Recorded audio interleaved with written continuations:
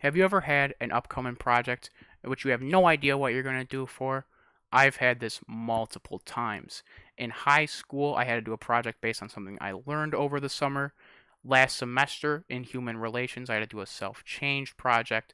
And to meet the criteria, you had to practice something consistently, either it be beneficial for your mental health, your physical health, or you just learn something. As long as you're practicing consistently, and I have to now do a demonstrative speech teaching my class how to do something, and I wanted to do something unique for these projects. So I specifically went out of my way to learn something for these.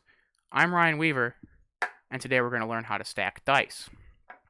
So dice stacking is a very simple concept to grasp. As I'm sure you've noticed, I have the hand cam in the top right. How are you? Proving this is live real quick. And what we do here is we want to stack dice such as this. Obviously, this one's a loose soldier, but there, a 5 stack of dice. I have 5 dice. We want to stack them all. We don't want one hanging on the side.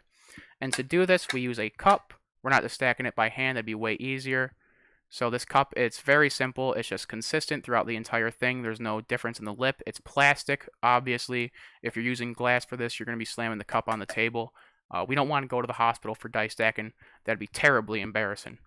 So what you do is you just scoop the dice with the cup itself, and you do that to all the dice, and then you end it, and then lift the cup up, revealing that all the dice are stacked. This isn't a magic trick. This is just a skill-based activity. It's not easy. It's very easy to understand and to practice, but getting consistent at this is something that I still struggle with. So if I do make a mistake, bear with me. But very quickly, before we go step by step, I'm going to show you what to do and how it looks. I'm going to mute my microphone. The banging of the cup on the table is super obnoxious, and I really don't want to affect anyone's ears during this.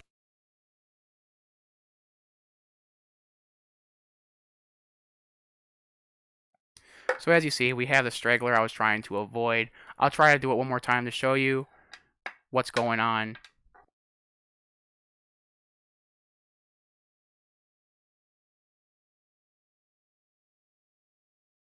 So right there, we stacked all 5 dice. As you saw when I was taking the cup off, I did a little special thing pushing the dice to make sure they didn't fall off. I'll explain that a little bit later. Right, so quickly, we're going to explain this step by step. So the first step is to scoop each die one by one with the cup itself. To do this, I will come a little closer and show you what's happening. So what you're doing is you're hitting the cup on the table, you're kind of dragging it, and right when you hit the die, you're flipping the cup over, right? So the dice go straight into it. As you see, I have complete control over this die, and really quickly, just like that, it went in the cup itself. And I'm going to show you how they stack in there. It's just a matter of consistency of hitting the cup on the same spot of the dice every single one, right? So very quickly, I'm just going to do this with 2 and show you how they stack inside of the cup itself.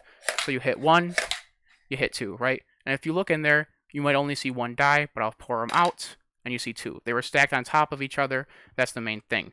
And now the finale of it, you do that one by one, and then the final step, basically, there's only 2 steps of this, is you have to push the cup forward with all 5 dice in there, and you have to hope they're all stacked, right?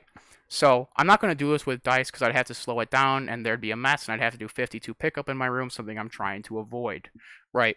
But what you do is you're constantly moving, and say we have all 5 dice in the cup right now.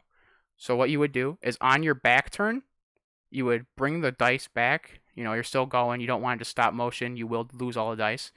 And then you want to hit the table, and you want to bring it forward pretty quickly because you don't want any of the dice to slow down and lose momentum and fall over. So one more time, I'll show you it slower. You bring it back onto the table and then forward, right? So what happens to the dice during this is they're all stacked here. Watch my finger right here. They're all stacked. They come here. They're on the left side over here. And then when you bring them forward, they move forward towards where you guys are, the camera.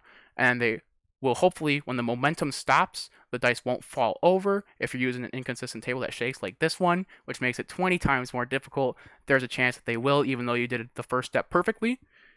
And so, that's an issue, but that's just an equipment problem and something that we have to learn to push through, right? And then that's how you finish it. So that's the basics of dice stacking itself. You might be thinking, how is this going to be helpful for me?